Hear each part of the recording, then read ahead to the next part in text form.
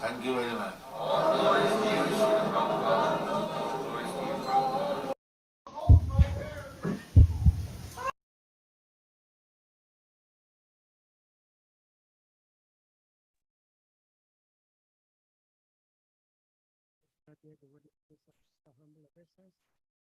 All glories to Jagat Krishna Prabhupada, glories to Gurudev, and all glories to Aslamur Vaishnava devotees.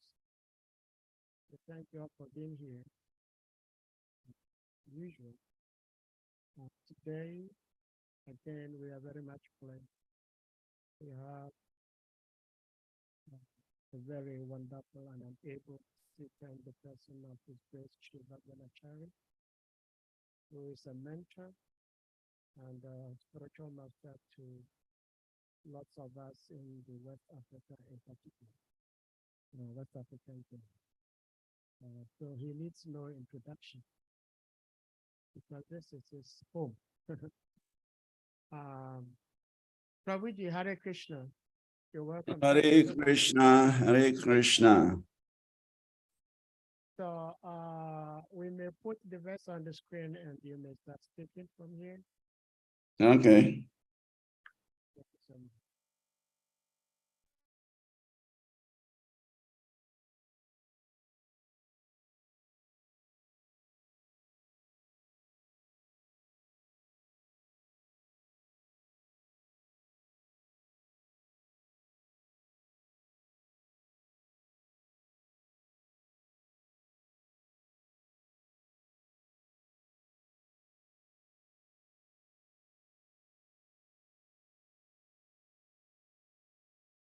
Six.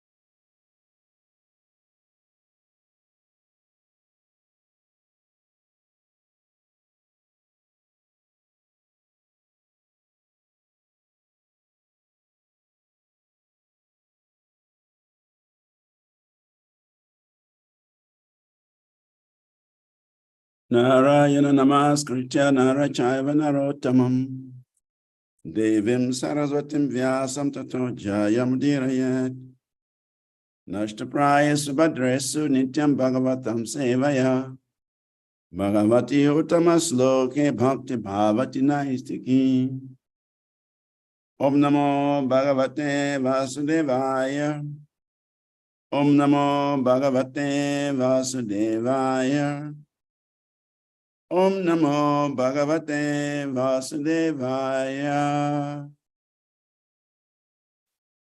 So we are reading from the Srimad Bhagavatam, Canto 2, Chapter 6, verse 17. Chapter 6 is entitled Purusha Shukta Confirmed. And today we are treating text 17, which is on the board.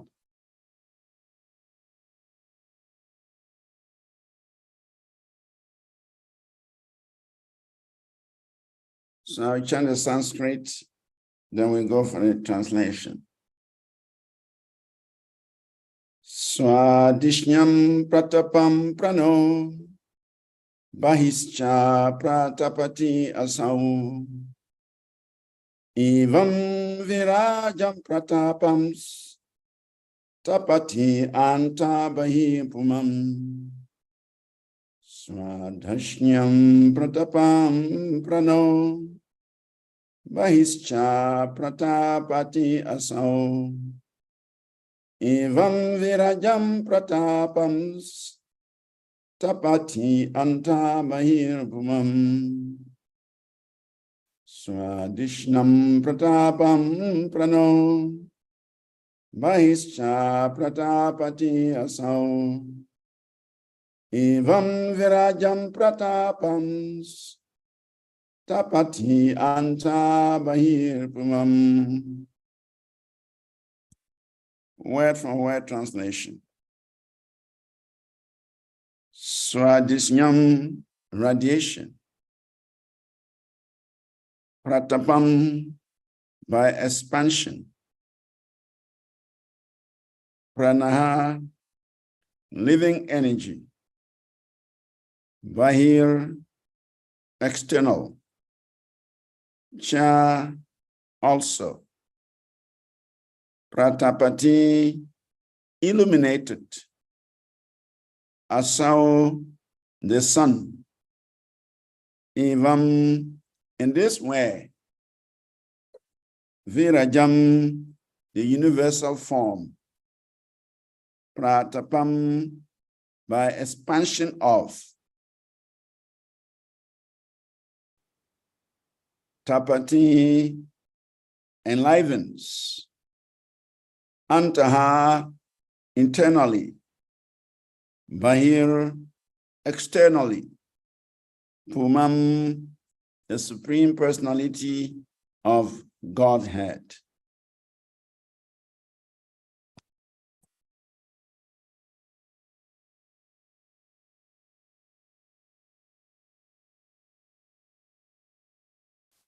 Translation.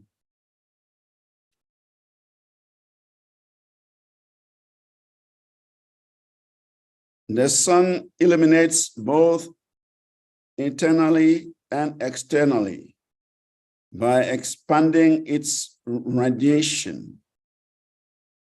Similarly, the Supreme Personality of Godhead, by expanding his universal form, maintains everything in the creation, both internally and externally.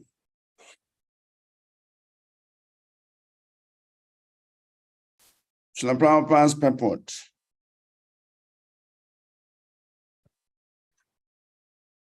The universal form of the Lord,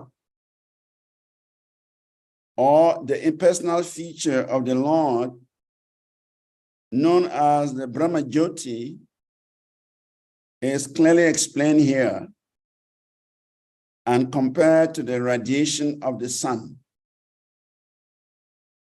The sunshine may expand all over the universe, but the source of the sunshine, namely the sun planet, or the deity known as Surya Narayan, is the basis of such radiation. Similarly, the Supreme Personality of Godhead, Lord Krishna, is the basis of the impersonal Brahma Jyoti radiation, or the impersonal feature of the Lord. This is confirmed in the Bhagavad Gita 14.27. So the universal form of the Lord is the secondary imagination of the impersonal form of the Lord. But the primary form of the Lord is Shama Sundara, with two hands playing on his eternal flute. 75% of the expansive radiation of the Lord is manifested in the spiritual sky, Tripat Vibhuti, and 25% of his personal radiation comprehends the entire expansion of the material universes. This is also explained and stated in the Bhagavad Gita 10:42. Thus, the 75% expansion of his radiation is called his internal energy, whereas the 25% expansion is called the external energy of the Lord. The living entities who are residents of the spiritual world, the living entities who are resident of the spiritual as well as the material expansions are his marginal energy, Tatastha Shakti, and they are at liberty to live in either of the energies, external or internal. Those who live within the spiritual expansion of the Lord are called liberated souls, whereas the residents of the external expansion are called the conditioned souls. We can just make an estimate of the number of the residents of the internal expansions in comparison with the number of residents in the external energy, and may easily conclude that the liberated souls are far more numerous than the conditioned souls.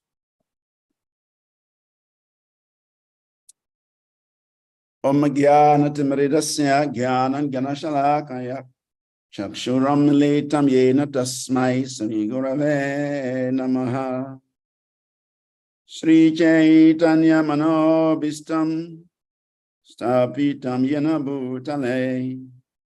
Swayam rupa kadamahyam.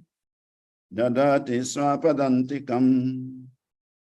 Vandeham Sri Guru Sri Yuktapada Kamalam. Sri Gurum Vaishnavamscha. Sri Rupam Sagrajatam. Sahagana Ragunastam Vitam Tam Sajivam. Sadvetam Savadutam Parijana Sahitam. Krishna Chaitanya Devam. Sri Radha Krishna Padam. Sahagana Lalita Sri Vishakam Vitamscha. Nama Om Vishnu Padaya Krishna Prishtaya Bhutale. Srimati Bhakti Tirtha Swami iti namini. Namaste Krishna Padaya Prabhupada Asri Tatmane. Sri Gaura Karuna Shakti Bhakti Tetar iti namini. Nama Om Vishnu Padaya Krishna Prishtaya Bhutale. Srimati Bhakti Vedanta Swami iti namini. Namaste Saraswati Devi Gauravani Pracharini. Nirvise Sasunyavadi Pasachade Satarini. Vanchakalpatarubhyascha Kripasandubhyaivacha.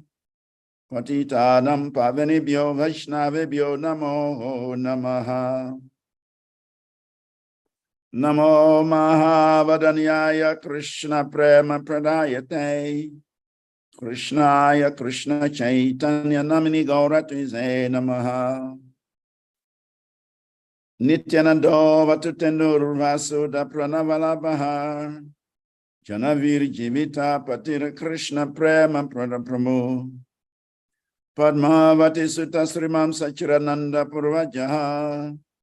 Bhavom Mata Jagatra Tarakta Gora Kelevaraha. Advaitam Harinadvaitaracharyam Bhakti Shamshanat. Bhaktavataram Itam Sham Advaita Acharya Ashraye. Panchatattvamakam Krishnam Bhakta Rupa Sarupakam. Bhaktavataram Bhaktakyam Namami Bhakti Shaktikam.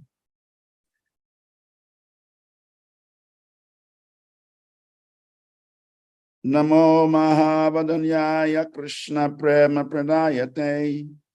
Krishnaya Krishna Chaitanya Namini Gauratize Namaha. Krishnaya Vasudevaya Nanda Gopa Kumaraya Govindaya Namo Namaha. Nama Pankajanabhaya Nama Pankajamaline. Nama Pankajanetraya Namaste Pankajagraye. He Krishna Karuna Sindhu Dina Bandho Jagatpate. Gopesha Gopita Kanta Radha Kanta Namastate.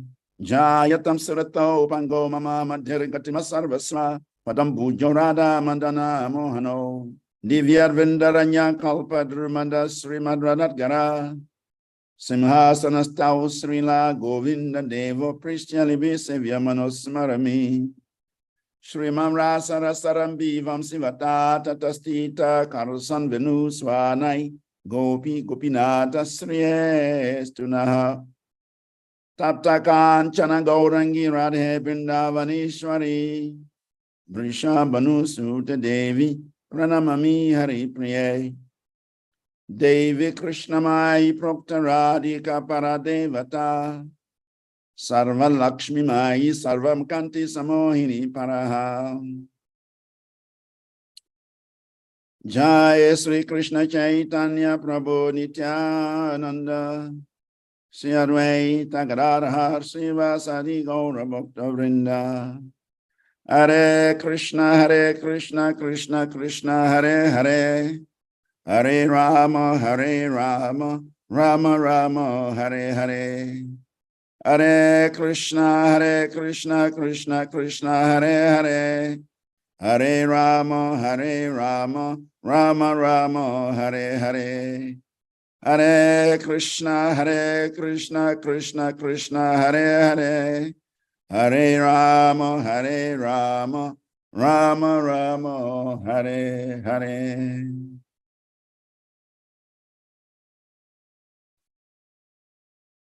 Translation again. The sun illuminates both internally and externally by expanding its radiation. Similarly, the Supreme Personality of Godhead, by expanding his universal form, maintains everything in the creation, both internally and externally. Ukam karoti vachalam pankum lagayate grim yatkari patamahan vande Shri Guru Dinataranam Paramanam Madhavam Sri Chaitanya Ishwaram Akanda Mandalakaram Vyapta Yinachara Charam Tatpadam Dashitam Yena Tasmai Sri Gurave Namaha. So everyone is welcome to today's class. And before we proceed to speak on this verse, we first of all like to seek the blessings of all the Vaishnavas and Vaishnavis on the platform, both seen and unseen, both physically manifested and transcendentally present. So the verse is giving us a clue how the Lord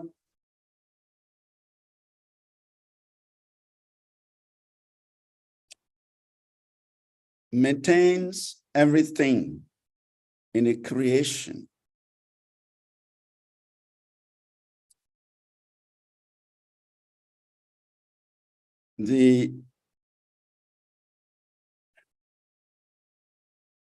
It says, by expanding his universal form, maintains everything in a creation, both internally and externally.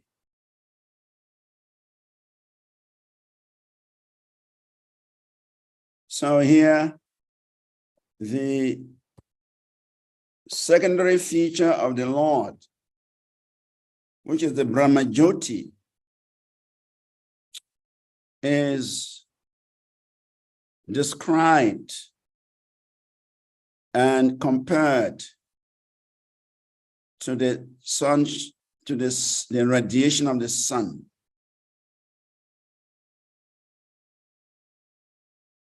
Srila Prabhupada writes that the universal form of the Lord, or the impersonal feature of the Lord, known as the Brahmajyoti, is clearly explained here and compared to the radiation of the sun.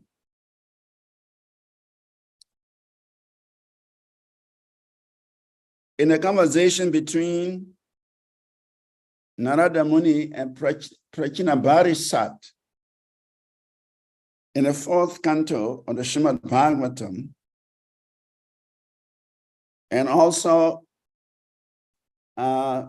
in a discussion between Lord Shiva and the Prachitas, the sons of Prachinabharisat, this topic was also raised.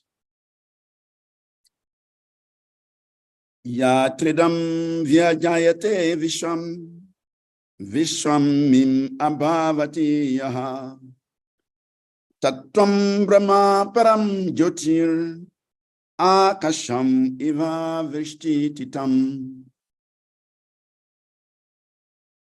My dear Lord, the impersonal Brahman spreads everywhere, like the sunshine in the sky. And that impersonal Brahman, which spreads throughout the universe, and in which the entire universe is manifested, is none different from you. So Lord Shiva is speaking here to the Prachitas, the 10 sons of Prachinabharisat, who were instructed by their father to go and perform austerities in the sea in order to become qualified to manage the universal affairs. So on the way to the place to perform the austerities, they met Lord Shiva. And Lord Shiva became their spiritual master. Actually, they were very fortunate. They met Lord Shiva on the way, and Lord Shiva gave them some mantras and instructed them what to do in order to attain perfection. And following the orders of Lord Shiva, they went into the sea, at the bottom of the sea, and they performed very, very severe austerities for 10,000 years. And Lord Vishnu was so happy with their behavior. They were so cooperative. They were so loving. They were so amazing in their relationships that Lord Vishnu appeared before them and said that because of your cooperative spirit, because of your brotherly behavior, because of your loving relationships, I'm compelled to come here. So, but before they went under the sea to perform those austerities, they actually received instructions from Lord Shiva. And Lord Shiva, in this statement, was informing the Prachetas how the Lord maintains the universe. Just like the sunshine maintains the universe. In fact, without the sun, there cannot be life.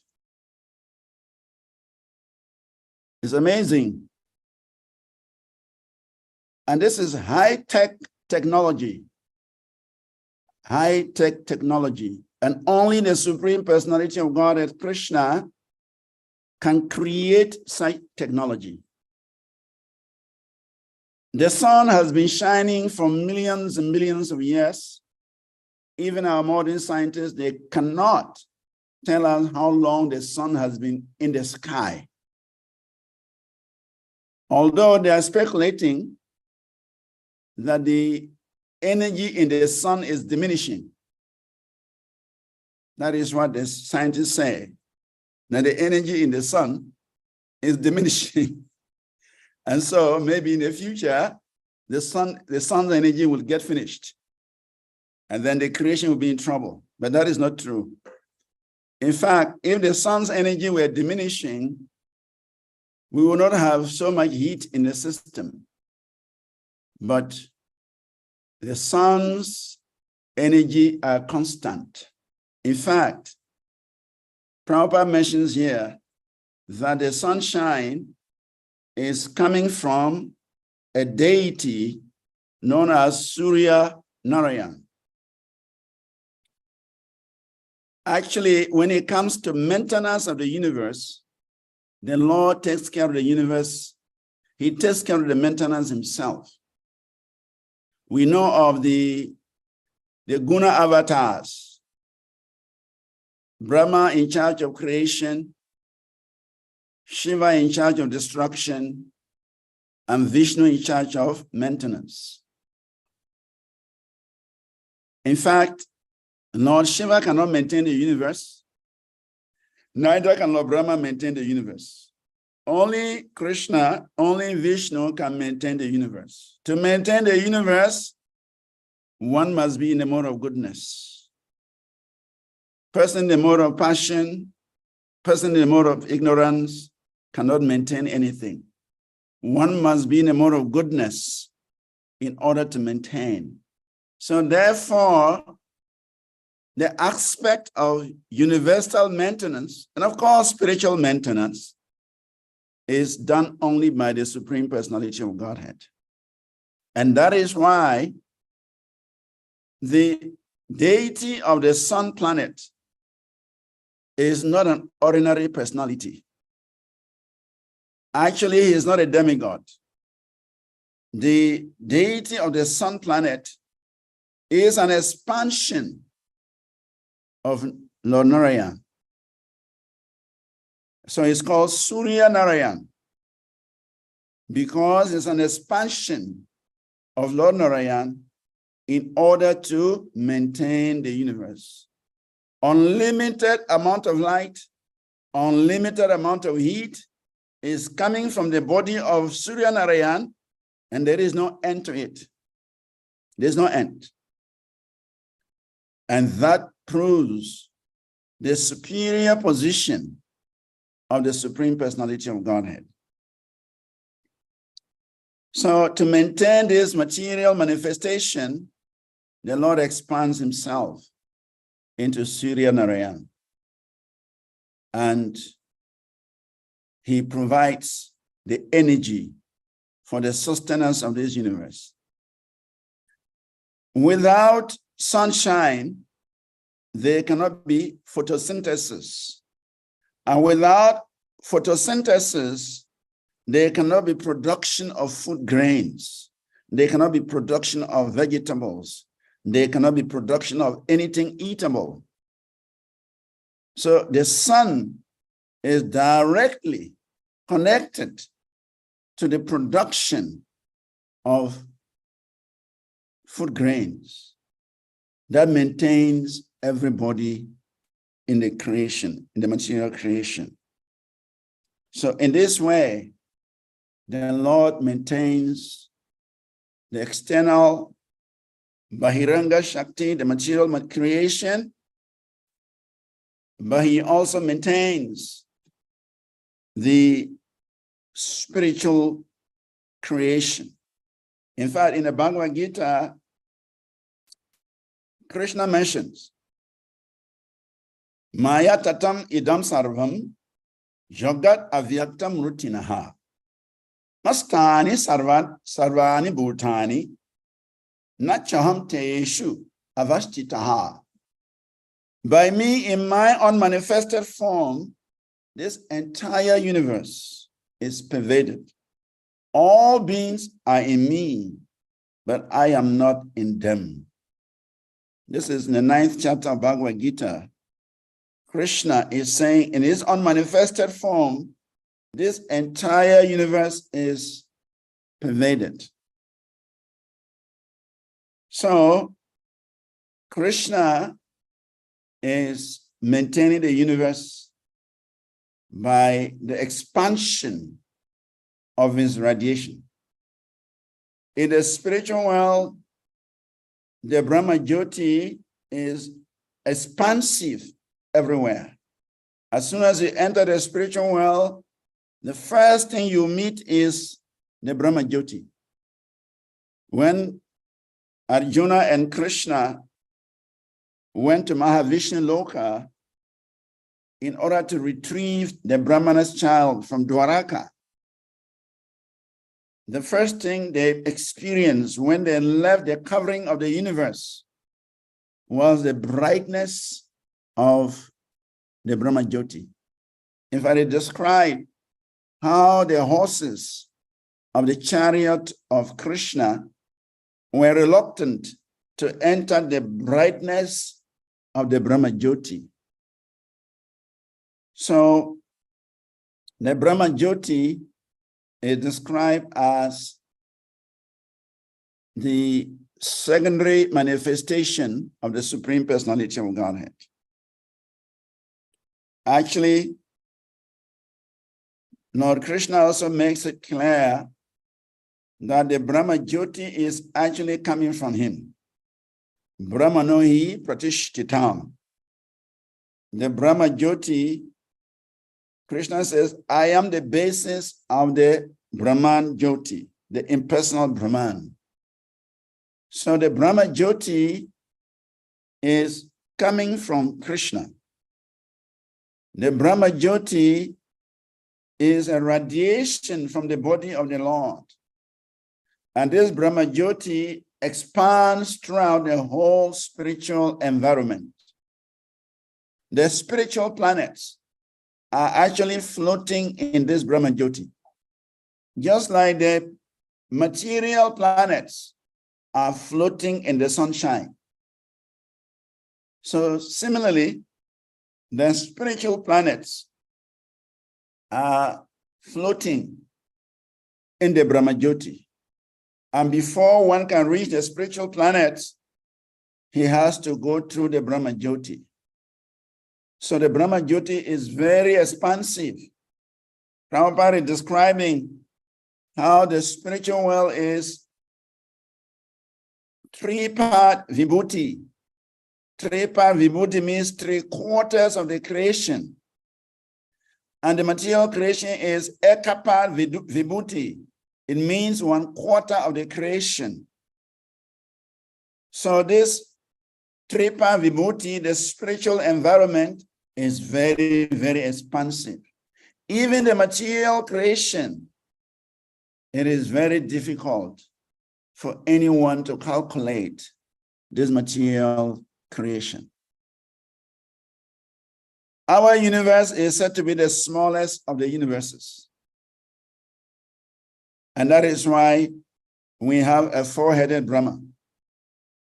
There are other universes that have 10-headed Brahma, 100-headed Brahma, 1,000-headed Brahma, 1,000,000-headed Brahma, 1,000,000,000-headed Brahma, 1,000,000,000-headed Brahma. We can imagine, it's beyond our imagination.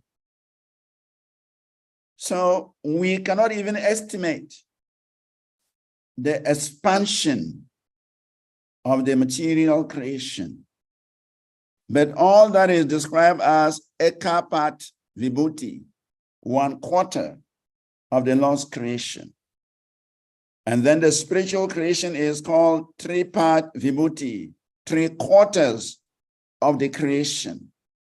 So comparatively, the material creation is very, very insignificant. So, but the Lord is maintaining all of them. In fact, the universal form of the Lord is described as a secondary imagination. That is what Prabhupada mentions. He mentions that is a secondary imagination. So, and then the primary or the secondary expansion. And then we have the primary expansion.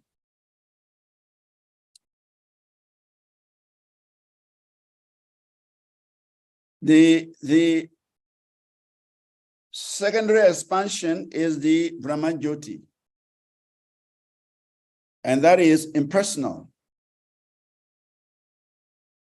But the primary expansion, Srila Prabhupada mentions, is the beautiful form of Shama Sundara. Prabhupada mentions that. The beautiful form of Lord Shama Sundara with 2 hands playing on his eternal flute. That is the primary expansion. In fact, in the Chaitanya Charitamrita, it is mentioned. Satya Vesha Dvirupa Mukya Guna Dekihi Sakshak Shakti Avataraha Abase Vibhuti Lekihi.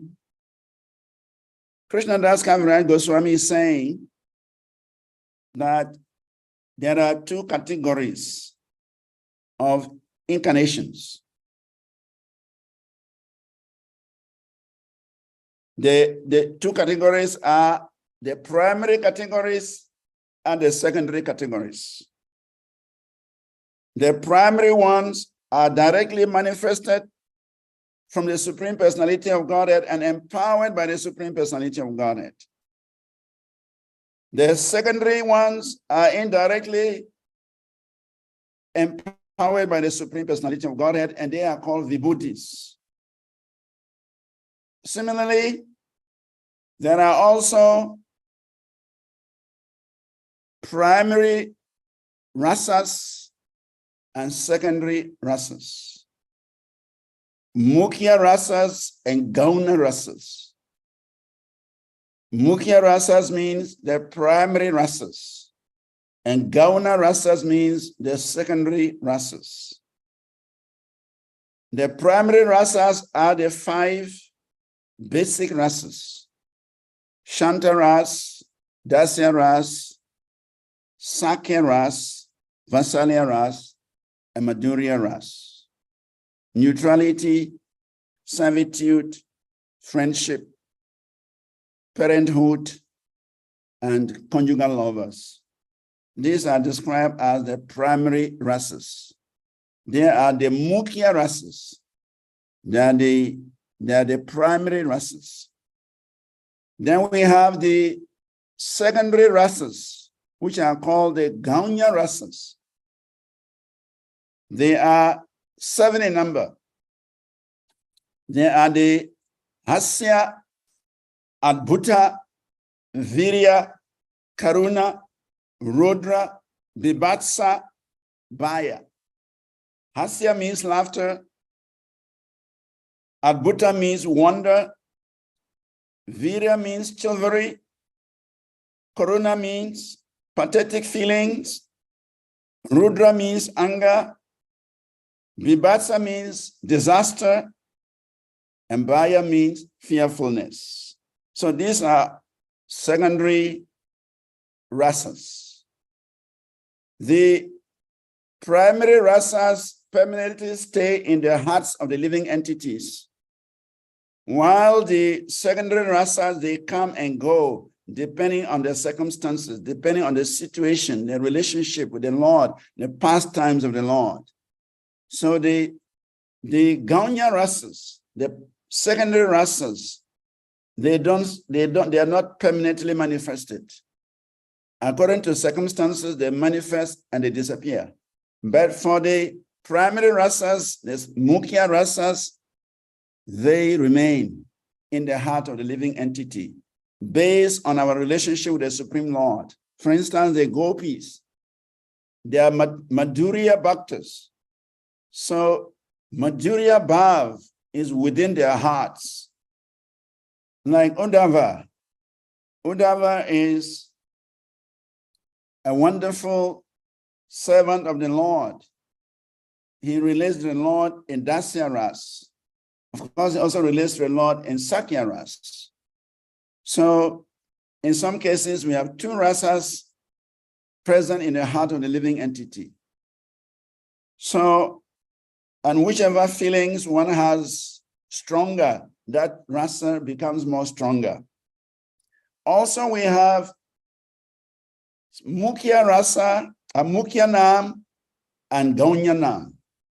We have primary names of the Supreme Personality of Godhead, and we have secondary names. The primary names are the names that relate to his eternal pastimes. Govinda, Damodara, Krishna, all these are mukhya nam. They are primary names. And then names that relate to the material creation, they are considered secondary names. Therefore, the scripture recommends that a devotee must always chant the primary names of the Supreme Personality of Godhead. The primary names are superior to the secondary names. So therefore, one has to always chant the primary names in order to make progress on the path back home, back to Godhead. So the Lord's energies are described in the Upanishads as vertical and horizontal. It is when one looks at the weaving in a cloth or in a quilt or in a blanket, there are vertical threads and there are horizontal threads. The interlocking of these vertical and horizontal threads make the cloth stay together. So therefore, in the Upanishads, it is Skanda Purana in particular, it is mentioned, Yatakanta Pata Sutra Ota Protascha Stitaha Evam Vishnu Idam Vishwam Ota Protasamastitam. That like the two threads, horizontal and vertical, of which a cloth is manufactured, Lord Vishnu is situated as the vertical and horizontal cause of the cosmic manifestation.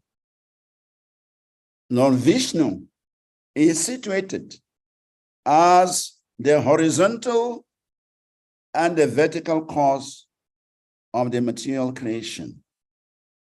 So in other words, everywhere is the energy of the Lord. Actually, everything belongs to the Lord. Everything is Krishna's energy. There is a little story about Akbar and his chief minister, Biribal. That one time Biribal did something, Akbar is the king, he's the Muslim king. And then normally they engage Brahmanas as their chief ministers. They trust Brahmanas than their own people. So Biribal was a first-class Brahmana, and then Akbar engaged him. So one day, Biribal did something Akbar didn't like. So Akbar told Biribal that he's sacking him from his kingdom. So Biribal said, "Oh, you are sacking me from your kingdom." And Akbar said, "Yes, you have misbehaved. I'm going to sack you from my kingdom." Then Biribal said, "Oh, then you are very great." And the king was listening to him. He said, "You are so great. You are so great that you are even greater than God." And Akbar said, "What are you talking? How can I be greater than God?" He said, "Yes, because you have the power to sack me from your kingdom. But God doesn't have the power to sack me from his kingdom. Everywhere is the creation of God. Whether we are in the material world or the spiritual world, everywhere is the creation of God. And therefore, wherever we find ourselves, material or spiritual, we are still within the kingdom of God. It is still the property of God. So you Akbar, you can sack me from your kingdom, but God cannot sack me from his kingdom, because wherever I'm going is still part of God's kingdom. Whether in this world or anywhere, it is God's creation, it belongs to God. So God cannot sack me from his kingdom, but you can sack me. Therefore, you are greater than God. And the message, Akbar got a message. And he said, okay, sorry, I'm not sacking you again. Remain in your position. Remain in your position. I'm not sacking you again. So like this, Biribal, he used to use a lot of examples, a lot of logic to instruct the Akbar. So everywhere is the property of the Supreme Personality of Godhead. Sometimes we think the material world does not belong to Krishna. Krishna claims, Aham Sarvasya Prabhavo Mata Sarvam Pravartate. That both the spiritual and material energy, material worlds, spiritual worlds, they are emanating from the Lord. Their origin is the Supreme Personality of Godhead. So everything is coming from Krishna. So everything belongs to the Lord. Vertically or horizontally, the Lord's energies are everywhere. We cannot escape the energies of the Lord, whether spiritual or material. In fact, Krishna tells us, Bhumi apadnalova yu kam manu buddhi ivacha. It says the 8 inferior energies, beginning with earth, water, fire, air, ether, mind, intelligence, and false ego. They are his inferior energies. And the whole material creation is nothing but these 8 inferior energies. So therefore, the living entity can actually not do anything without depending on the Supreme Personality of Godhead. Whatever we do, we are actually depending on the Supreme Personality of Godhead. The material energy, the material resources, everything that we see is Krishna's energy. So Krishna is maintaining everyone horizontally, and he's maintaining everyone vertically. His energies are everywhere. But he is more present in his spiritual energy. As Prabhupada said, 75% expansion of his radiation is called his internal potency, whereas the 25% is called the external energy. So Krishnadas Kaviraj Goswami makes a beautiful verse. He says, La diniya samvit astitaha satchidananda ishwaraha swavidya samvirito jivaha sanklesha nirakarashaha. The Supreme Personality of Godhead is the supreme controller. He is always full of transcendental bliss, and he is always accompanied by the potencies known as Ladini Shakti and Samvit Shakti. Of course, we also have the Ladini, Samvit, and Sandini. Ladini, Samvit, and Sandini. Ladini is the pleasure potency. Samvit is the knowledge and eternality potency. And Sandini is the relationships. So that spiritual energy, that 3-part vibhuti that Prabhupada has talked about, that energy is always characterized by the 3 divisions: Ladini Shakti, Samvit Shakti, Sandini Shakti. The Ladini Shakti is the pleasure potency that gives Krishna unlimited joy. The Samvit Shakti is the knowledge Shakti of the Supreme Lord and the eternality of the Supreme Lord. And the Sandini Shakti deals with the relationships, because relationships are also so important. Whatever we are experiencing in this world actually is based on relationships. We cannot do without relationships. Relationships is so important. Whether we relate to the material world or relate to the spiritual world, but we depend on relationships. We cannot live in isolation. We always need association. We always need relationship. So therefore, in the spiritual world, the Sandini Shakti nourishes the relationships in the spiritual world. And so that 75% of the creation of the Lord, or the 3-part vibhuti, is nourished by these 3 aspects of the internal potency: Ladini Shakti, Samvit Shakti, and Sandini Shakti. In the material world, the living entity is covered by ignorance. And this ignorance expands unlimitedly. It begins with the body, followed by so many other attachments to the body. And so the living entity is always in anxiety, always harassed by the material energy, always lamenting, always regretting, always crying, because we lack these 3 wonderful energies that are present in the 3-part vibhuti: the Ladini Shakti, the Samvit Shakti, the Sandini Shakti. They are not present.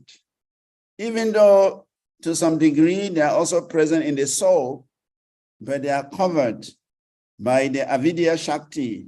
They are covered by the material energy, and so they are not manifested. And so this covering of illusion, covering of the external potency, it does not allow the living entity to experience these Ladini Shakti, Samvid Shakti, and Sandini Shakti. But somehow, if the living entity is able to get connected to the process of Krishna consciousness, then with the association of devotees, then these Samvid, Sandini, Ladini Shaktis begin to manifest in the life of a devotee. And again, he becomes connected to the spiritual well. So it is mentioned, the living entities who are residents of the spiritual sky, as well as the material expansion, are the Lord's marginal potency, Tatastha Shakti, who are at liberty to live either in the spiritual world or in the material world. They are at liberty to live in the internal world or the external world. They are at liberty to serve the Supreme Personality of Godhead in the spiritual world or to serve their own senses in the material world. But those who are intelligent, they always remain in the spiritual world. So the Srimad Bhagavatam mentions, Swalokamna viduste vai yatra devo janadanaha ahrudrum radio vedam samskar matam atar aha. Those who are less intelligent accept the Vedic ritualistic ceremonies as the all in all. They do not know the purpose of the Vedas is to understand one's own home, where the Supreme Personality of Godhead lives. Not being interested in their real home, they are illusioned and they search after other homes. So this is a description of the conditioned soul, the Nitya Baddhas. The eternally liberated souls, they never leave the abode of Krishna. They never want to separate from Krishna because they're deriving so much pleasure from this Sandini, from this Samvit, and from these Ladini Shaktis. They are relishing those energies in the association of the Supreme Personality of Godhead and other living entities, other perfected living entities. But those of us in the material world, we are illusioned because we have accepted ritualistic ceremonies as the all in all. And so, having lost our connection with the spiritual world, having lost our contact with Krishna, we begin to search for different homes, life after life, form after form, loka after loka, planet after planet, different positions after one after another. But these are all temporary homes. Whether we take birth in the heavenly planet, we take birth in the earthly planet, we take birth in the hellish planet, we take birth in different bodies, human forms, demigod forms, animal forms, insect forms. These are just temporary homes. They are temporary forms just to afford or award the living entity's temporary desire to enjoy a particular home. So therefore, the people in the living entities in the material world, they are not aware of that spiritual abode. And so the devotees come down, the representatives of the Lord, they come down. And sometimes the Lord himself, he comes down. In fact, Srila Prabhupada in one lecture says that when Krishna says, Paritranaya sadunam, vinasaya chaduskritam, what Krishna is saying, that he comes to actually facilitate the devotees coming back to him. He comes to facilitate the devotees going back home, back to Godhead. That is the actual protection. The actual protection is to facilitate the living entities going back home, back to Godhead. Because the material world has nothing to offer the living entity. It's just an ocean of suffering. Therefore, generally, people are not aware of their interest in the life of spirituality. They are not interested in going back home, back to Godhead. They want to remain in the material world without any knowledge that in the Vaikuntha planets, where Krishna lives in Krishna Loka, there is a better opportunity. There is a better facility than the material creation. But because we are completely ignorant, we think we have the best situation in this world. But actually, the spiritual world is our eternal home. The spiritual world is where we actually belong to. Those who live within the spiritual expansion of the Lord, they are called Nitya Siddhas, or liberated souls. Whereas those who reside in the external expansion of the Lord, they are called Nitya Baddhas, or conditioned souls. And in between them, we have the Mukta Siddhas, those who are endeavoring to return to the spiritual world. So we have the Nitya Siddhas. They are permanently situated in the spiritual environment. They never leave the spiritual environment. They won't dream of leaving the spiritual environment because they are relishing so much joy, so much pleasure, so much bliss in the association of the Supreme Personality of Godhead, in the association of other elevated spiritual beings. So they never want to leave there. But the conditioned souls, we have entirely forgotten Krishna. We have entirely forgotten the spiritual world. We have entirely forgotten anything spiritual, and we are satisfied with the struggles in this material world. But somehow, when Krishna comes into the material world, or somehow when Krishna sends his representatives into this material world, they create a desire in the conditioned souls. And now these conditioned souls begin to practice, begin to work towards going back home, back to Godhead. And they are called Mukta Siddhis. They are trying to become liberated. So all of us who are chanting Hare Krishna, all of us who are participating in this Krishna consciousness, we are actually Mukta Siddhis. We are trying to attain perfection. We are trying to give up the material world so that we can go back home, back to the spiritual world. And that is what this Krishna consciousness is offering everyone in this creation, so that no one should be left out. Srila Prabhupada says that the ISKCON movement is actually meant to take everybody back home, back to the spiritual world, except for those who are pasandis, those who equate the living entity to the Supreme Personality of Godhead. There is a class of people who say there is no difference between the living entity and the Supreme Personality of Godhead. Ye muda kahe jiva ishvara haya. A foolish person who says that the Supreme Personality of Godhead is the same as the living entity is an atheist and becomes subject to punishment by the superintendent of death.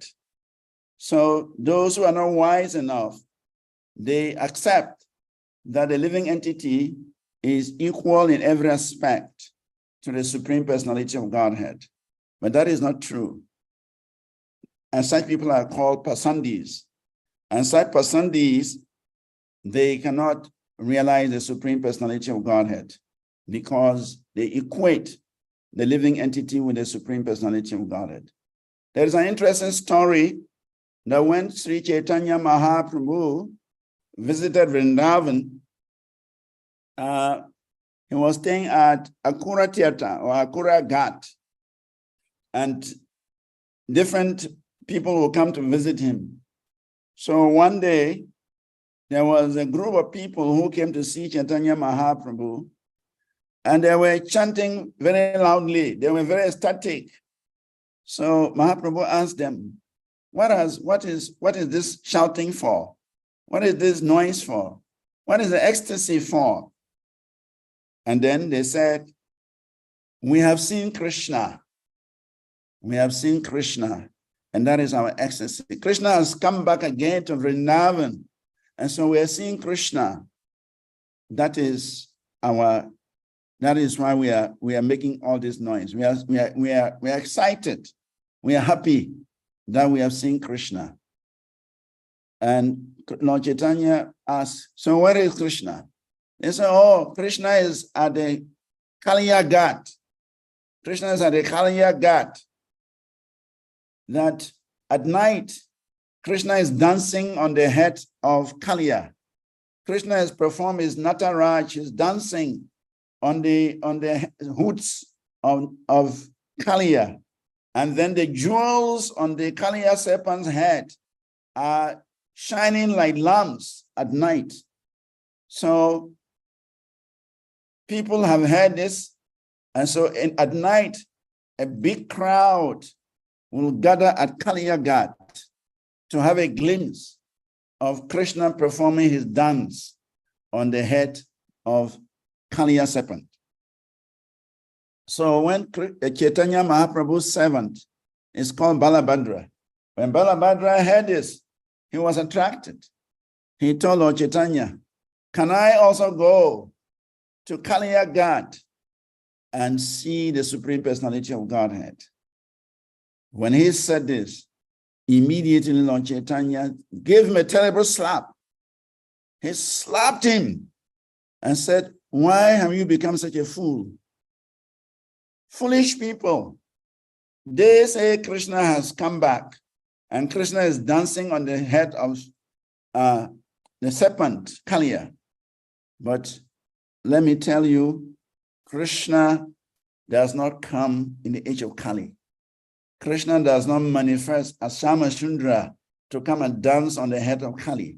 So whatever they are seeing is just a hallucination. It's just some imagination.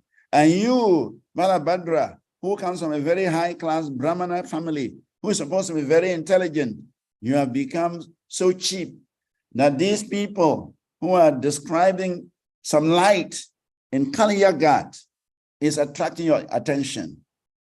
He said, sit down, don't follow them.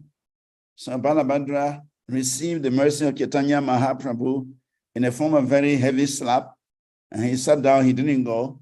Then the next day, some other group of people came to see Lord Chaitanya, and they said, actually, there is no Krishna at the Kaliya Ghat. The news has spread everywhere in Vrindavan that Krishna is back in Vrindavan and is dancing on the head of Kaliya serpent. And many people go at night to witness Krishna dancing on the Kaliya serpent. But somebody was brave enough to go closer to see whether actually Krishna is dancing on the head of Kaliya. And all that they saw was a fisherman. A fisherman was sitting in a boat with a lamp, and he was fishing at night. And the speculation was that Krishna had appeared in Vrindavan again to perform his pastimes. And so the news spread, and people were going to see this fisherman performing his fishing activities with a lamp at night. And that was conjectured as the Supreme Personality of Godhead. So the latest people who came to see Chaitanya Mahaprabhu and related this to Chaitanya Mahaprabhu, they actually said that by seeing you, Sri Chaitanya Mahaprabhu, we have actually seen Krishna. Krishna Das Kaviraj Goswami says, A kalanka gora chandra dila darshane, sa kalanka chandre ara kon paravyoma. That when the spotless moon of Sri Chaitanya Mahaprabhu becomes visible, what is the need of looking at other moons? When the moon of Gaurachandra shines, when the moon of Gaurachandra rises at the horizon of the earth, everyone's attention should be focused on Gauranga Mahaprabhu. People should not go and be watching a fisherman who is doing his business at night. So Chaitanya Mahaprabhu, he came into this world to give us Krishna consciousness, to give us love of Godhead. Actually, he's described as the original tree of love of Godhead. Premamaro taro priyam sakarupa bhaktagana. Krishna prema phalam pradan. That premamaro taro priyam, the love of Godhead is found in the Supreme Personality of Godhead, Chaitanya Mahaprabhu.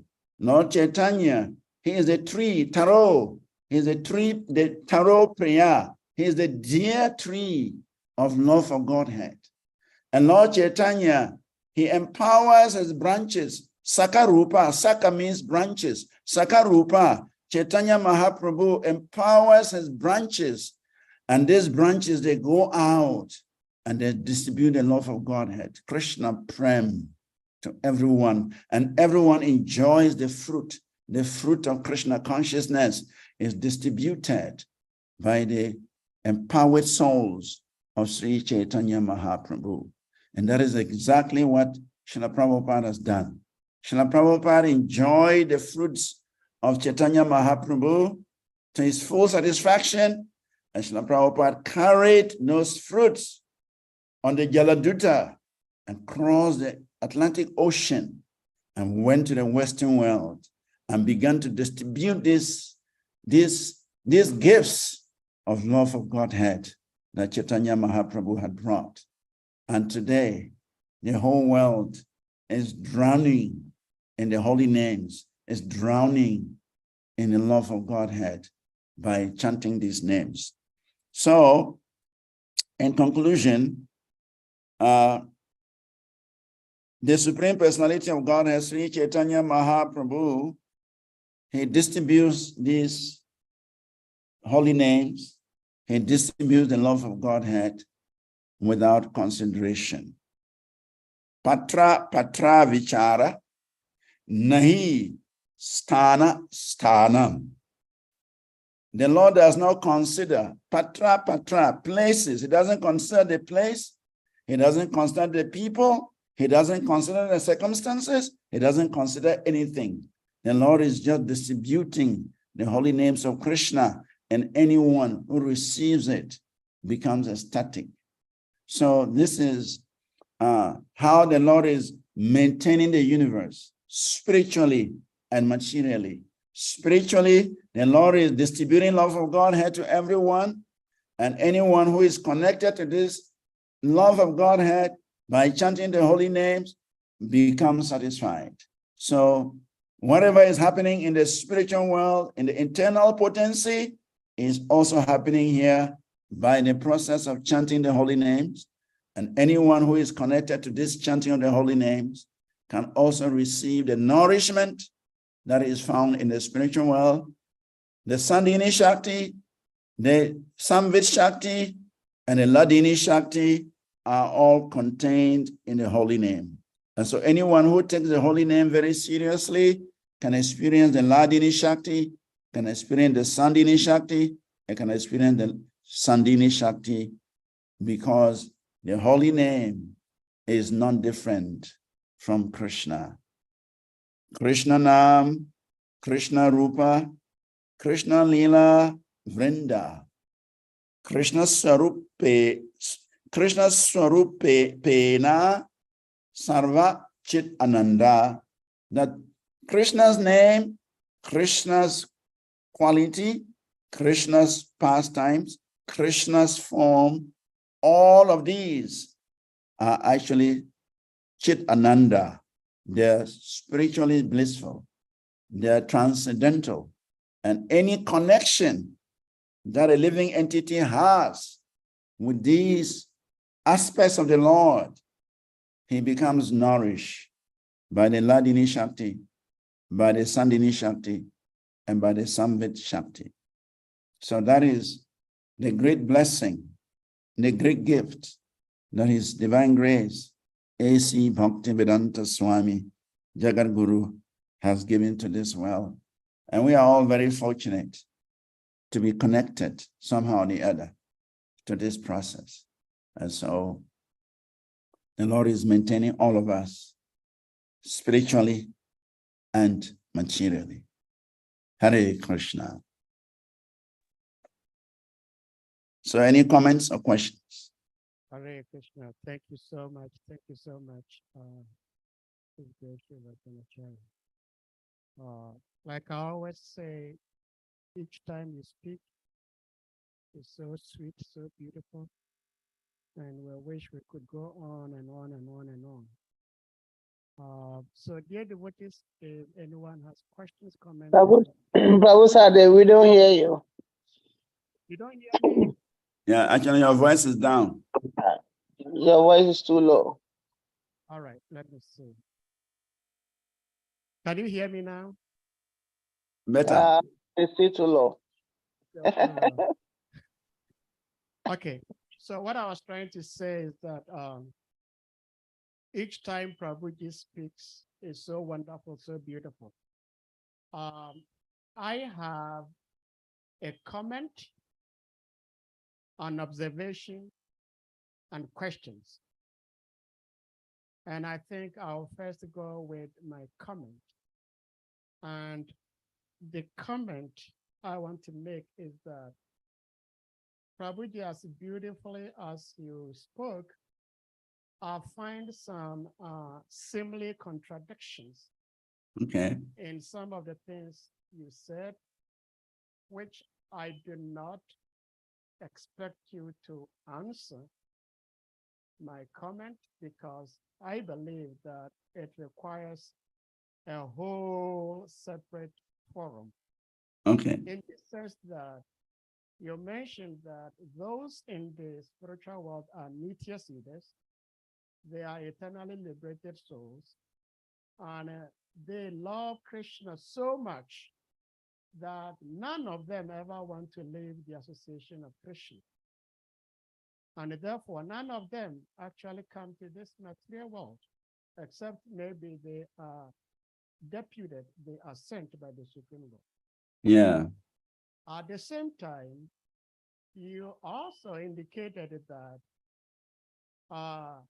when you quoted Bhagavad Gita, chapter 4, text 8, Paritranaya Sadhinam, the Supreme Lord comes or sends a very dedicated soul to come and help we, the conditioned souls, to go back home.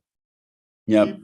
If we never came from there, then I do not see the significance or the meaning of going back. But I think we will have a separate forum for this discussion. On this. And I think and personally, I will humbly request that you participate in that particular forum. Yes. And then my observation is that you talk about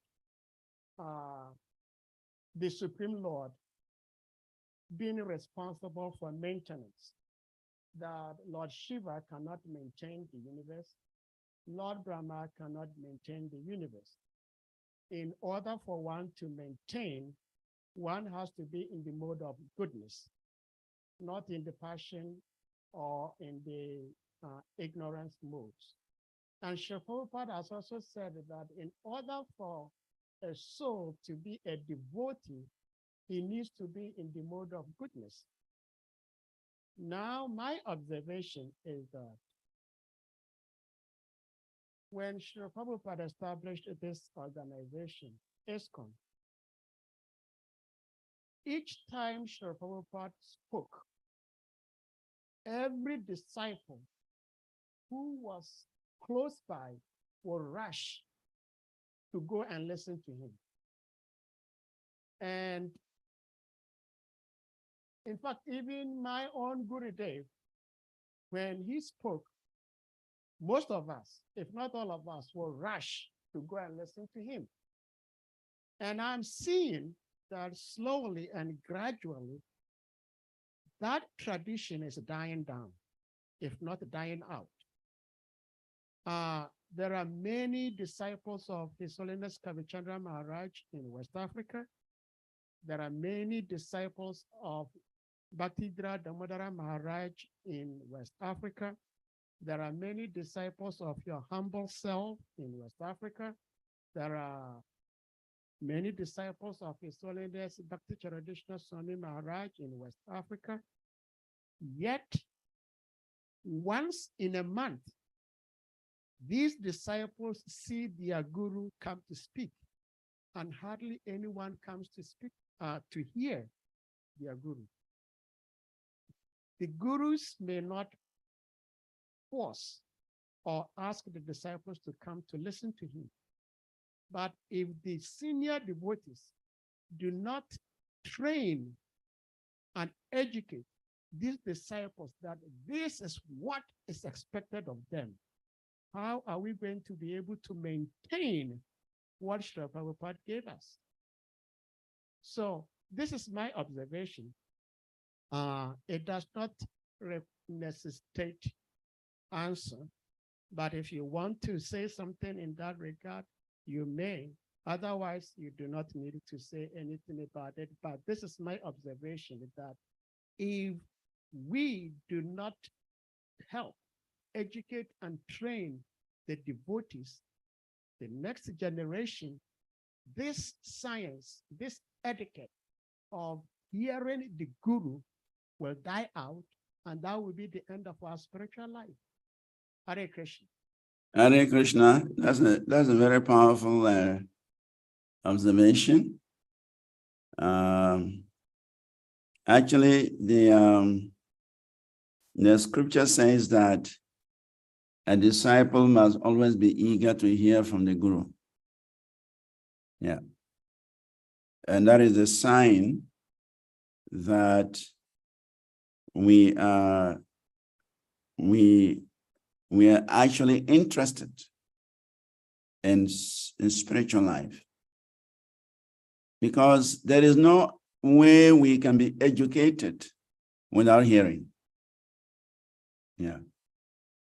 Hearing is the key to education, spiritual education. It's only when we hear, then we can remember, then we can repeat. Nobody can learn Krishna consciousness without hearing. You have to hear from some authority, then you remember, then you repeat. So this hearing is very crucial. Maybe I will say that the initiating spiritual masters, they have to impress this upon their disciples. That, see, if you accept me as your spiritual master, then I request you to listen to the lectures for your own benefit. So I think when we tell them, or when we impress upon them the importance of hearing, of course, we may not get 100%, but at least we can get a good number who will listen. Yeah, it's actually not good that we have disciples and then we go give class and a few people attend the class. Then what is the relationship? What is the use? What are we teaching? How are we helping? How are we grooming? How are we training those who are the future leaders? those who would carry this heritage forward when we are no more. So that point is a very important point. And I think all of us as accepting disciples, it is also our responsibility. Guru Nasasyat, Janani Nasasyat. Now, Rishabhadev is telling his children that one cannot become a guru or a worshipable demigod or a king or a brahmana if he cannot deliver his dependents. Okay? So the disciples are depending on us. And so we must do our best to help them by encouraging them to be part of this hearing process. The whole Bhagavatam, the whole arrangement is just for hearing. And we can see how powerful the hearing is. If Parikshit Maharaj did not hear from Shukadeva Goswami, how would he have been delivered? But within 7 days, Parikshit Maharaj heard without food, and that hearing delivered him. And there are many, many, many instances. So the hearing of Srimad Bhagavatam from devotees is very important. And so we as the leaders have to encourage devotees, have to explain to them the importance of it and encourage them to participate. Of course, the senior devotees can also do that. But I think as Diksha Gurus, we should impress upon our disciples that the process of Krishna consciousness, the process of hearing, the process, it will lead to advancement. Anyone who does not want to hear, who does not want to sit in a class and listen, then how do we progress? So we also have to tell our disciples the importance of hearing. Actually, Mahaprabhu said that the ears are meant for hearing. And if one does not use his ear for hearing Krishna Katha, that ear is compared to a broken conch shell. That's Mahaprabhu. Said anybody who does not want to hear Krishna Katha, your ears are compared to broken conch shells. They have no value. So it is the duty of the disciples to hear, and it's the duty of the spiritual masters to inspire the disciples to hear. That is the process. So thank you for that comment.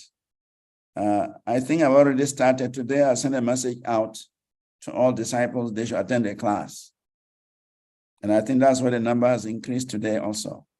Yes, I see. Yes, I sent out a message that I want all of them in class. I know all of them cannot be here because of different situations, but at least some of them have come. So if we maintain like this, if each of the gurus can request the disciples or instruct them that, look, you must be present in the class. It benefits you. It will help. So it's our responsibility. Well, thank you so much for sharing that, Grace. I know Shimwara has his hand up, but I want to say something really quick in connection to this topic. One time, our Gurudev was in Washington, D.C., and we did not expect him to be in Gita Nagari that very Sunday. And the Ghanaian devotees in Gita Nagari that time, we were all tired. So we did not attend the Sunday class. And all of a sudden, we heard that Gurudev had come and was giving the Bhagavad Gita class. So we quickly ran to the temple room to listen to him. And when we got to the temple room, he was already on the asana speaking. So when we paid obeisance, we sat down. One statement or remark Gurudev made, which I think none of us, the Ghanaian devotees, will ever forget, was that even my disciples from West Africa are not here to hear me speak. What do you expect? Gurudev spoke like this. And I believe Gurudev spoke like that because Gurudev had prepared us, especially in West Africa. Okay, let me see. Your voice I'm is down. having issue with my.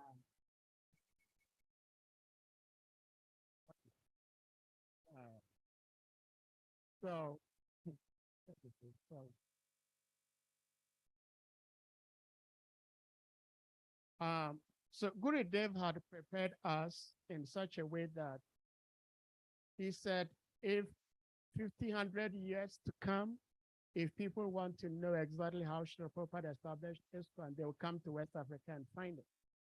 So Gurudev was not with us most of the time, but you in particular, Your Grace Srivas Vanacari, you were representing him, and you made sure. Your Grace, still your voice is very, very low. We really love to hear what you're saying, but you cannot hear, right? Yeah. So if you can fix that, please. Okay, let me see. Hare Krishna.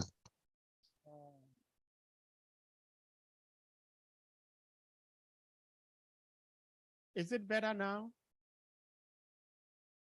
It's Can it's you hear this me? it's the same. It's The we same. can hear you very far. Prabhu Yantishi. Oi, Sampunta, Sampunta. So, I will let Srimad Varaha speak and then I'll come back. Okay. Srimad We really love to hear what you are saying, but it's very far away. Your voice is very far away.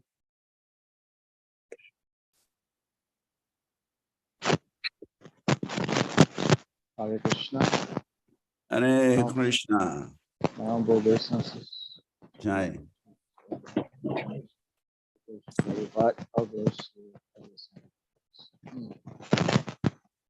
Yeah. Anyway, I would like to make some comments just before my question, and that is in regard to Sadhu's remark. You've actually answered, but I still think that we cannot use the Zoom, the presence of devotees on Zoom to judge how devotees want to hear Bhagavatam or not. This is still a new technology that for one reason or the other, many people don't have access. It costs money to be online. And we cannot use our position to judge everybody. Just because I'm able to use Zoom, so everybody should be able to use Zoom. We can only tell the attendance or the eagerness of devotees to hear from our own temples. Are devotees coming eagerly to hear lectures at the temples? If that caution does not exist in the temples, of course, we should not expect it to exist on the Zoom platform. But if it exists in the temple and we don't see that happening on the Zoom, then we should know that there must be other reasons why some devotees may want to, but they just can't make it for the simple reason that this is a new technology that not everyone, majority of people still can use Zoom the way they would like to do it for many reasons that we all know. So I still don't want us to conclude that devotees is due to lack of eagerness to hear, unless if this is happening in the temples, then there is a need for this kind of remark, that the hearing is dying down. That's my own remark. Now, my question, and also there's just one point I'd like to make. So, Srivas Prabhu, you just mentioned that you inform people, and that's why they come. There's more people here today. But I also want to think differently, because I noticed that every time you give class, more devotees come naturally, because the they benefit from what you speak, and your way of addressing issues and questions are very general, very understanding. So there is a communication which people relish. So that also is there. And some people, they give class and you see that they're so distant. You can feel the distance, between them and the audience, just like they are not communicating. So I think this is also another reason why some people, if they don't, why would you want to spend your money to come and sit on Zoom class and you're not really feeling connected to the speaker? So I think that also is another remark we have to tell each other. It's a fact. So my question, in the purport and in your statement, several times you mentioned how, and Prabhupada also mentioned, how Krishna is maintaining the universe, or maintaining, yes, the universe, through its universal form. Through its universal form.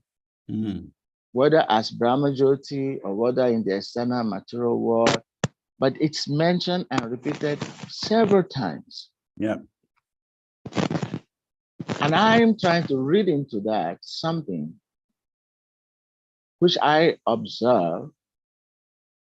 We find that in the world today, majority of religious-minded people actually take their devotion to the universal form. Majority.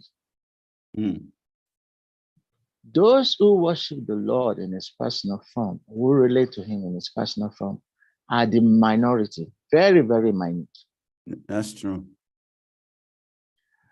Now, if you also look at the maintenance of the world, it is felt very much more. I mean, I think it was yesterday, Kavichana Mara was speaking in the purport. It was also mentioned how the Lord is present in everything through his universal form. Something again, very particular like that. So you can see that through the universal form, people feel the connection. Excuse me to say, of course, the personal form also, there is a higher level of connection. But majority of people in this material world actually relate more to that universal form than the personal form. Yeah, that's true. Now, I want to give one other very shocking observation. Krishna mentioned in the Bhagavad Gita the type of relationship, cooperation that should exist between the demigods, the devas, and humans for prosperity to reign. But the same Krishna, when he came down, he stopped his father and the inhabitant of Vrindavan from making offering to Indra. And what they were doing was just like, following the precept of the Vedas of the type of Istanboga Deva something, chapter 3, text 13. That there's mutual cooperation, then prosperity will reign for all. That's what they were doing. But Krishna, for one reason or the other, he stopped it. And what did Krishna do? Krishna asked them to worship Govardhan. Do you see where I'm going? Okay. Govardhan is a mountain. Govardhan is a representative of the universal form. Like many villagers worship Govardhan, worship mountains. So this is just an example that when it comes to maintenance, Krishna was telling the inhabitants of Vrindavan that my universal form provides you everything, not necessarily the devas. Yeah. Anyway, this is just my observation. Now you can expand on it. Hare Krishna. Hare Krishna. Well, you see the demigods, they are authorities, and depending on the amount of authority that they have been delegated with, they act.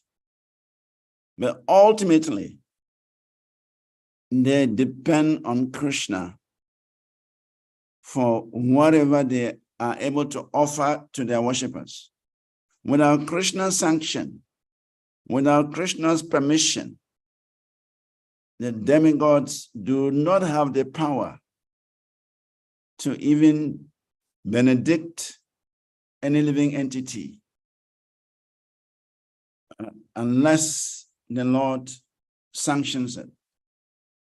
In fact, I think in the Bhagavad Gita too, Krishna says the same thing, that worship of the demigods is indirect, because ultimately he is the one who empowers the demigods to benedict their worshippers.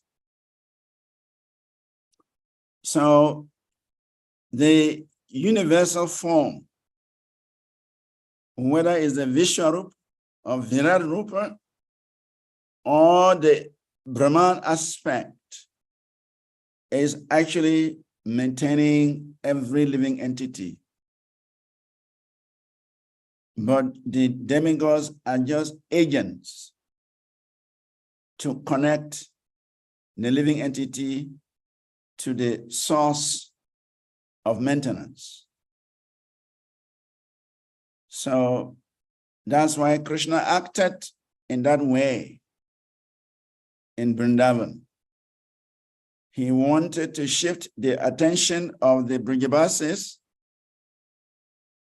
to that universal form represented by Govardhan, instead of them fixing their mind on Indra, because Indra is a middleman. The middleman has to obtain his goods from the source and supply to his customers or clients. So the demigods are more or less like middlemen. They receive power from Krishna, then they also benedict their worshippers. So Krishna wanted the Brajavasis, because they have such an intimate relationship with him, to directly appreciate that universal form and directly relate to the universal form. So that's why Krishna enacted that pastime, to shift the attention of the Brajavasis away from Indra. And when Indra got very, very angry and wanted to punish the Brajavasis for neglecting him, for refusing to perform his puja, Krishna proved beyond any reasonable doubt that he is the Supreme Personality of Godhead, even though he was just a baby, 7-year-old boy living among the residents of Vrindavan. Immediately, Krishna proved that he is the Supreme Personality of Godhead. He lifted the Govardhan hill to provide shelter for the residents of Vrindavan. And Srila Prabhupada often mentions that one of the certificates, one of the evidences that Krishna is the Supreme Personality of Godhead is that at a tender age of 7, the Lord lifted Govardhan hill with his very little finger, left little finger, and kept that hill on that little finger for 7 days and 7 nights. And not only that, the Lord set his chief weapon. It is said that the Lord as Narayan, as Vishnu, has 4 hands. And in these 4 hands, the Lord carries 4 weapons or 4 symbols: the chakra, the gada, the conch, and then the padma, the lotus flower. Of all these 4, the chakra is the chief weapon of the 4. And therefore, the original personality of Godhead, Krishna, he carries the chakra. He doesn't carry the other symbols, but for the chakra he carries. Wherever Krishna is, the chakra is following him. And therefore, sometimes Krishna is called Chakri. Chakri means the carrier of chakra. So when Krishna lifted the Govardhan hill, Indra was pouring unlimited amount of rains so that he can drown the residents of Vrindavan and their animals. So Krishna set the chakra to go around the Govardhan hill at a very high speed and was drying up all the waters, the volumes of water that Indra was pouring on Mount Govardhan were instantly dried up by chakra. Indra was surprised. The denizens of heaven were surprised. How is it possible that with this volume of water, Vrindavan is not getting inundated? So Krishna demonstrated how he is maintaining every living entity in the creation, whether spiritual or material. So Krishna wanted to divert the energy or divert the concentration, divert the attention of the residents of Vrindavan to his universal form, to his energies, to his protection. And because they are very intimate, Krishna is their life and soul. And that is their great fortune. So Krishna demonstrated that for the residents of Vrindavan. Well, Hare Krishna. Am I much clearer now? Yeah, now it's better. Yes, perfect. Wonderful. Thank you. I think I had a problem with my other microphone. Okay. Thank you for the response to Srimad Prabhu's observation. I do not think I hold the same observation as Srimad Prabhu, in the sense that I believe that there are categories of devotees. The demigods, obviously, they are also supplying us things that we need, just like Srimad Prabhu himself quoted from Bhagavad Gita chapter 3, by cooperation with the demigods. So we'll have, human beings will have everything we need to be happy in this world. And Krishna explains elaborately in chapter 10 of Bhagavad Gita how different demigods represent him. But I think the demigods' worship to Sri Krishna is with awe and reverence, whereas and awe and reverence because they are in the mode of goodness. But the pure devotees, they are Shuddha Sattva. So the Govardhan, my understanding is that it's not like part of the Virat Rupa or the universal form of the Lord. It's a manifestation of a pure devotee of the Lord, just to serve the Lord in that form. And so Govardhan is referred to as a Krishna Bhakta. It's not considered as an ordinary mountain. It's a Krishna Bhakta. And therefore, when Lord Indra was trying to punish a pure devotee of the Lord had to punish him. Well, we can also discuss that at a later time. But if somebody has a question, please, you may do so before I continue to ask my question. Srimad Prabhu, please, you may unmute. Not a question. It's just if Prabhu allows, just a quick response to what you just said. Okay. You look around all over the world. When people really want, to how do you say, to please the Lord or to worship Him for maintenance, those type of worship are usually directed towards the universal form in one way or the other. And when those who worship demigods, most often it is for power or for domination, for punishing people, for having some, power to dominate others or to punish others. Demigods are worshipped more for that. But when it comes to maintenance, then you see people worship the rivers, they worship the mountains, they worship the trees, they worship the land. People worship the land, rivers, mountains, etc., especially for maintenance. Now that you can try to make, and this is all over the world. It's not just Africa. Yeah. The Native Americans do it, South Americans do it, North Americans, Europeans, all of them. Yeah. So that's where I said that what Bhagavatam is saying, we may want to see it in another form, but actually observation of what is happening around the world prove that Bhagavatam is right, that Krishna is maintaining the whole universe through the universal form.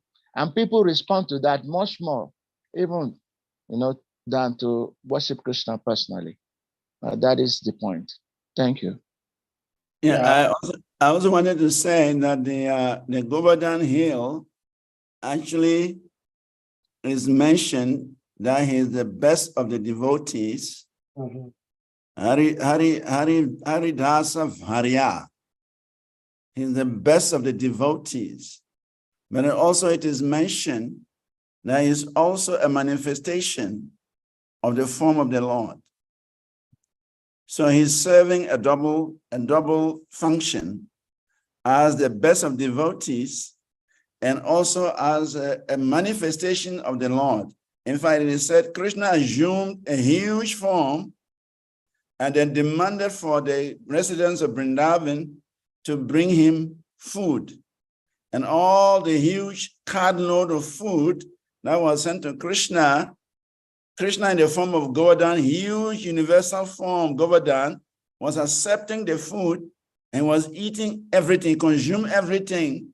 And he was chanting, Anyora, Anyora, bring me more, bring me more. And the Brijabasis, they were very happy. They were running home and back and forth, bringing whatever yogurt they had, whatever grain they had, whatever food they had. They were bringing all. And Govardhan was swallowing everything. He was eating everything. So Govardhan is both a devotee because he served the Lord in a certain capacity, but he is also an expansion of the Lord and a huge form that was able to eat all the offerings that were given to him. Yeah, thank you so much. It's just like the topic we just discussed. Oftentimes, we understand that Surya is a demigod. But here we also saying that Surya is actually not a demigod. It is a manifestation of the Supreme Lord. Yeah. That's why it's addressed as Surya Narayan. Yep. So Govardhan is a manifestation of the form of the Lord and at the same time a devotee. So it's a very special category of all other religions. Yes. We have 70D Prabhu. Please, you may unmute. Hare Krishna. Hare Krishna, Prabhu. Hare Krishna. You're on the planet Earth. I've not seen for a long time. Yes. You brought him down from the spiritual realm. So how are you doing? And what is your comment? We start comment actually. Hare Krishna Prabhu. That will pronounce. Yeah, I don't know what. Oh, God is you. Oh, God is Prabhu. Yeah. Happy to see you. Happy to see you too, Prabhu. Yes. I have a quick question I want to ask. The question is with regards to, you made mention of the fact that Govardhan is Haridasa Varya. That's right. And usually we hear comments like that, statements like that from the Srimad Bhagavatam and from the Acharyas. But I will beg if you can clarify how is it that Govardhan is Haridasa Varya? He's a devotee to the Lord. What devotion, what activity does he do to make him a devotee of the Lord? Thank you. Bonnet. Thank you for that wonderful question. I don't know whether Samputa, are you there? Yeah, I'm there. You have seen your friend's face? I can see him.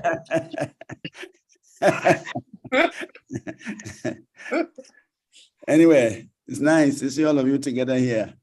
Zoom has brought us together somehow or the other. So anyway, Haridasa Varya indicates a very special position of Govardhan. There are many, many ways Govardhan served the Lord. The Bhagavatam mentions how Govardhan provided fresh grass, very fragrant grass for the cows and cows of Krsna to enjoy. Govardhan provided waterfalls. Krsna was always playing around with his cowherd boyfriends, and water bodies, waterfalls were sites where Krsna and his cowherd boys would play. Govardhan provided fruits for the cowherd boys. Once they are hungry during the day, they look for some wild fruits, and Govardhan had all kinds of trees that they provide very sweet smelling fruits that satisfy Krsna and his friends. Govardhan provided colors from the minerals, from the rocks. There were different kinds of colors, and Krsna and his cowherd boys, they will use those colors to paint their faces, paint their legs, paint their hands, and they will look so beautiful in such a situation. Govardhan also provided caves when the sun was so hot during the summer season. Govardhan will provide cooling caves where Krsna and his cowherd boys would take rest. They would break for lunch. They would rest in those caves. And Govardhan also acted as a site for Krsna to meet his gopis. In fact, there are millions and trillions of spots that are located around Govardhan. In fact, they say every inch on Govardhan is a special spot where Radha and Krsna and the gopis, they perform very, very special pastimes. So in many, many ways, numerous ways, Govardhan serves Krsna and his cowherd boys in such a wonderful way. So therefore, Raghunadas Goswami, he offers some very beautiful prayers,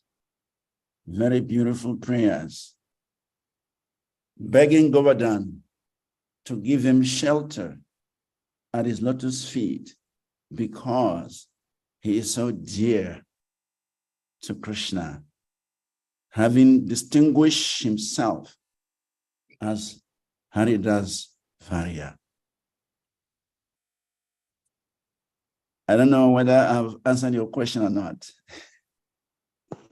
Yes, Prabhu. Thank you very much.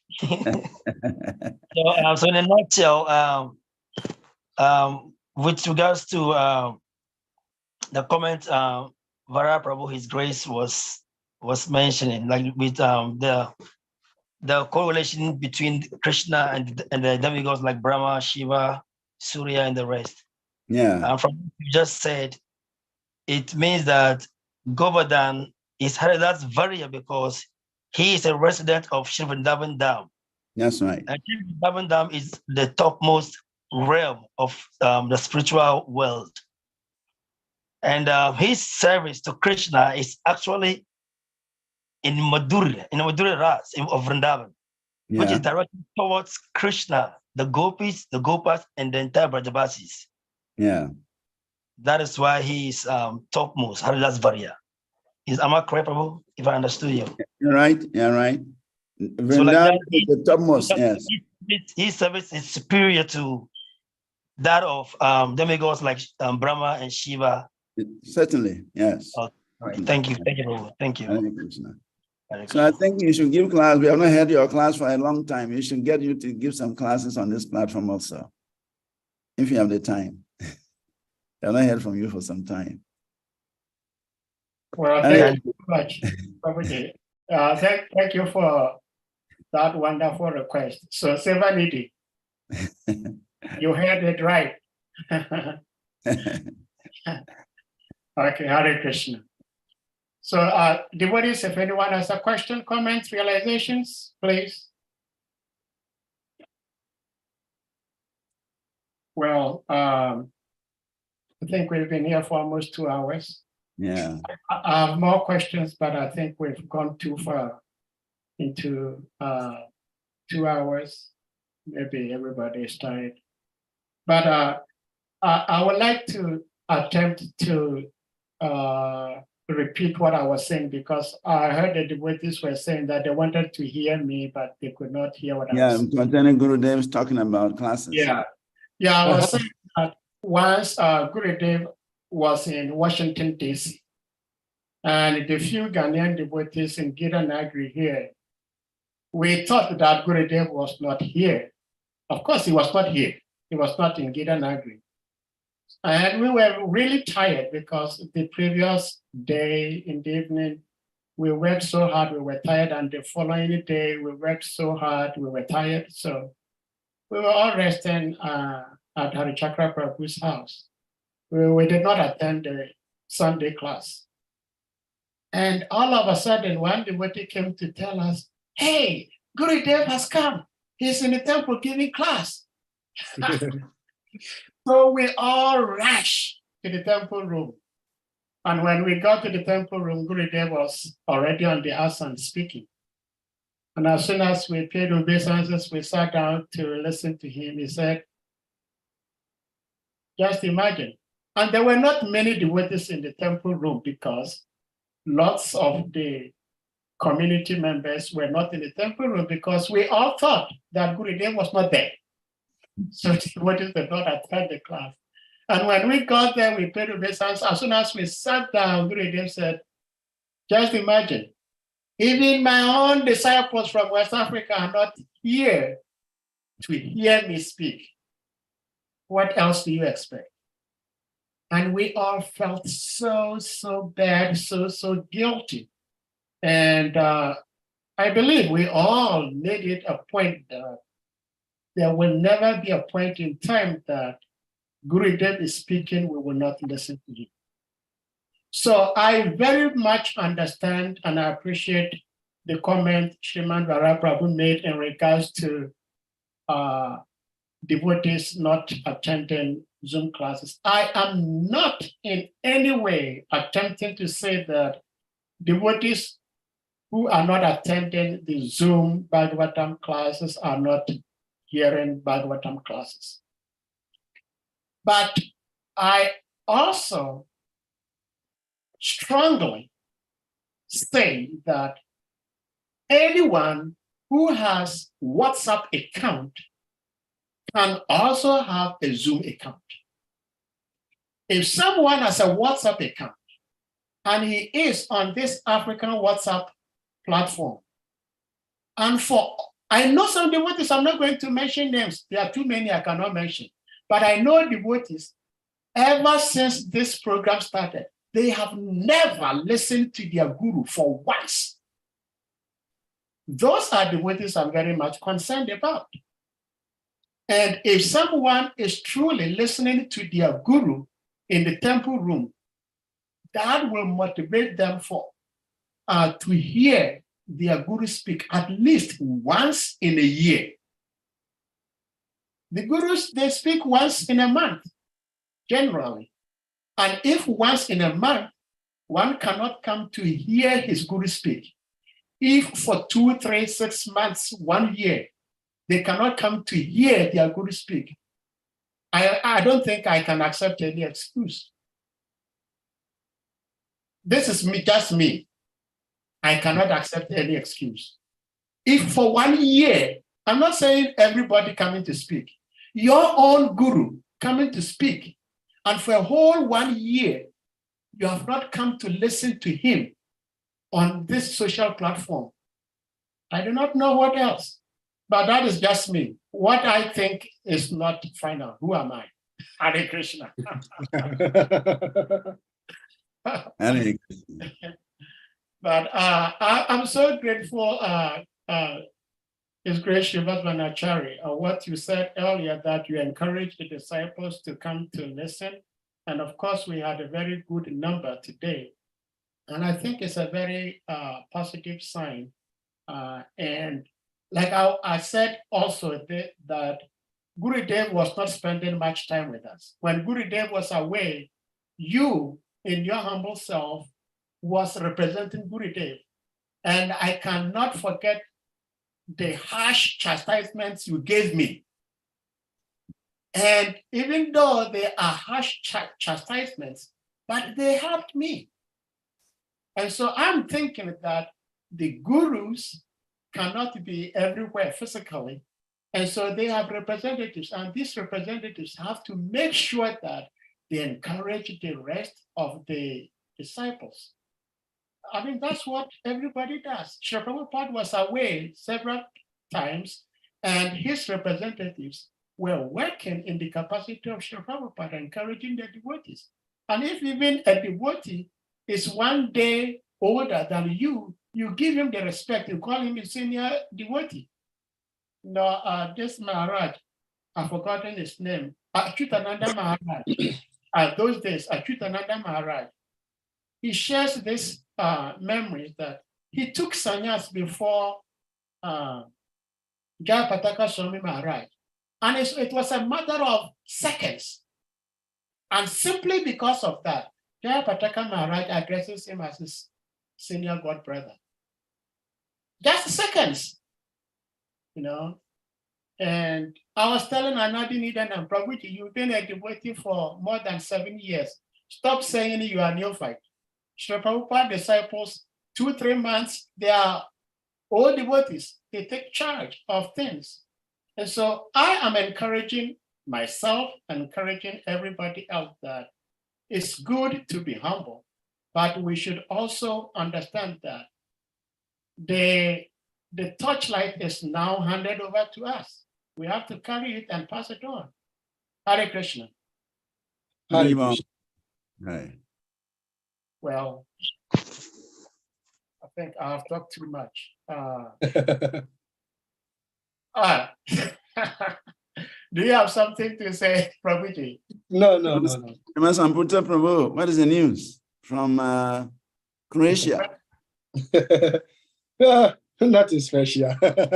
We are just doing our seva, minding our baby, not so much into temple politics, just doing my seva, preaching, and yeah, I should be in Ghana. I should be in Ghana very soon. Maybe November ending. Yeah, I'll let you know. All right, that's great. Yeah. Now, Prema Samputa, don't share 1 minute or 30 seconds Harinam that that is torture, At least give us 3 minutes, not 30 seconds. Okay. I will visit you very soon. Okay, Very well. and we thank you all devotees for being here today. Tomorrow, by Guru Krishna's grace, we have a very, very special guest who hasn't spoken to us before, who will be coming to speak to us. And we encourage devotees, those who will be able to attend, please do attend.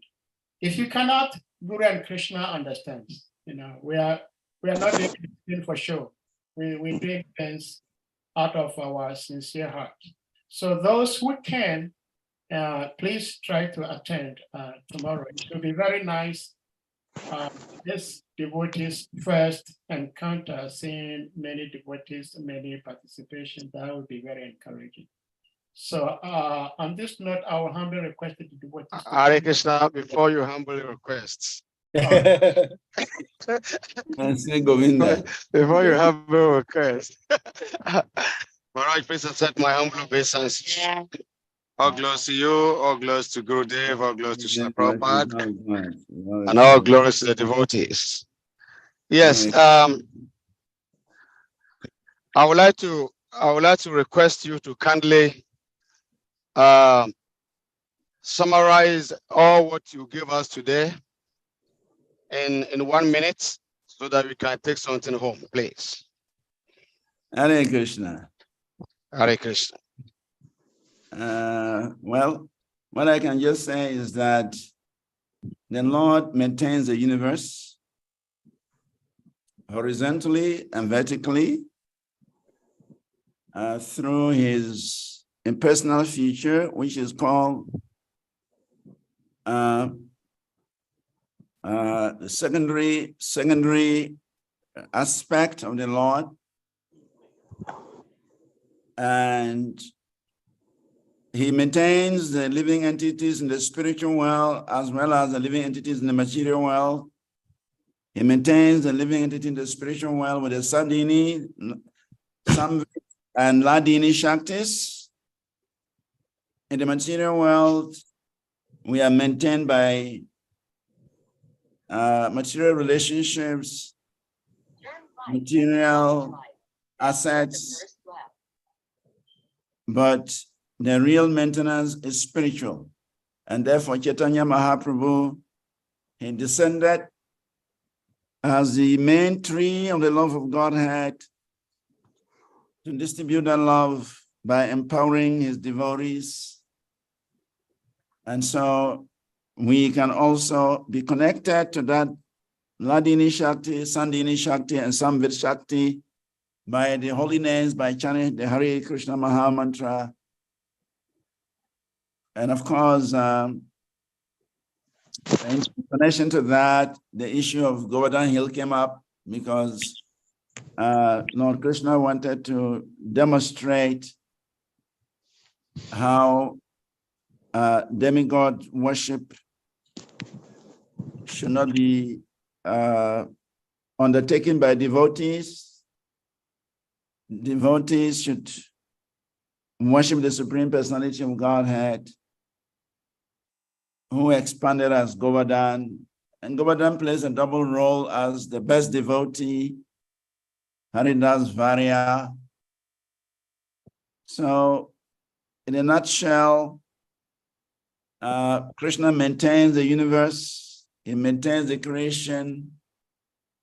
Tripada Vibhuti is the spiritual world, 3/4, and Ekapada Vibhuti is the material world, 1/4. Krishna maintains all of them in the spiritual world by the spiritual effulgence radiation, in the material world by the sun radiation, and the sun god, Surya Narayan, is actually an expansion of the Supreme Lord just to maintain the living entities in the material world. So I think this is what I can remember, a summary of what I've been trying to present.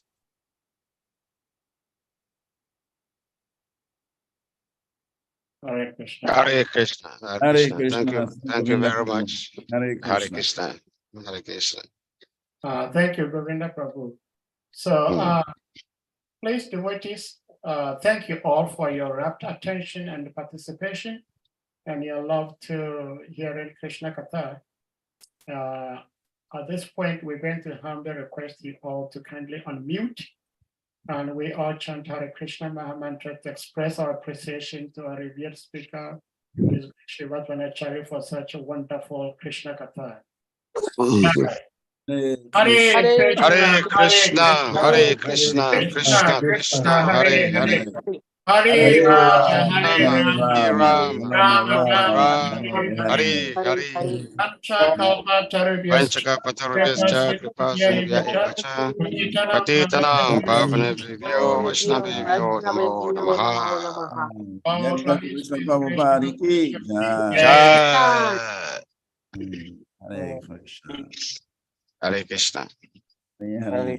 So, dear devotees, we thank you all. Thank you so much. And thank you for tolerating me. I realize I talk too much, but there are some things I don't know how to hold back on it.